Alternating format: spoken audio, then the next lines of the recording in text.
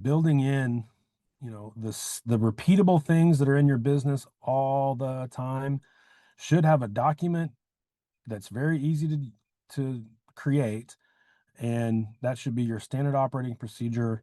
That, should you get sick, should you go on vacation, should you do whatever, fill in the blank, want to sell your company, that you've got a business that you can sell.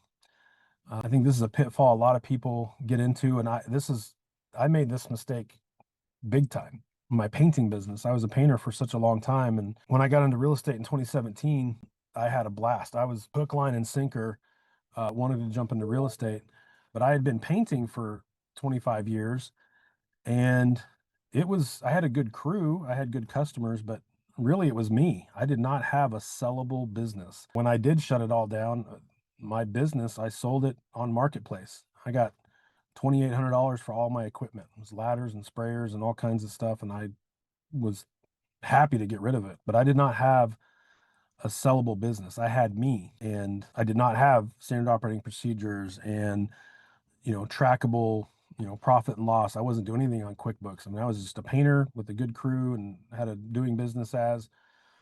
But as a business owner and real estate investors, like, build in these automations and these processes and leverage and utilize technology. Ask questions in this group. Uh, I'm happy to share any, you know, tricks and tips that I've done, and I do that all the time. But there's also, there's tons of people in our Elevate group that are doing some cool stuff, and how are they automating and systematizing things? Uh, Standard operating procedures. Building in a super predictable rhythm. Like, I follow this guy, and he the new sexy thing is buying businesses. I guess it's not new, but uh, and he talks about just his name's Kyle Mallion. He talks about everything's so predictable. Like, he has a specific avatar and buy box of the businesses he likes to buy. He doesn't do restaurants and things with low margins, but he plugs and plays, and he doesn't have anything to do with any of these businesses except on a high level. Like, he's built a system that buys businesses, that employs thousands of people, overall. Many of the businesses he buys are just very small, mom and pop shop type stuff.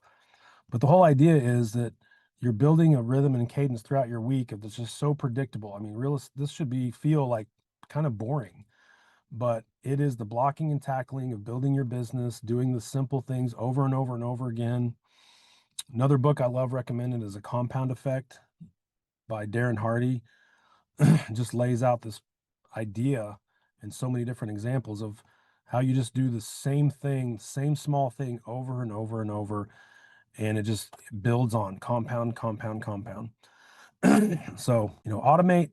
There's a saying I dug up: automate what repeats, delegate what distracts, use checklists.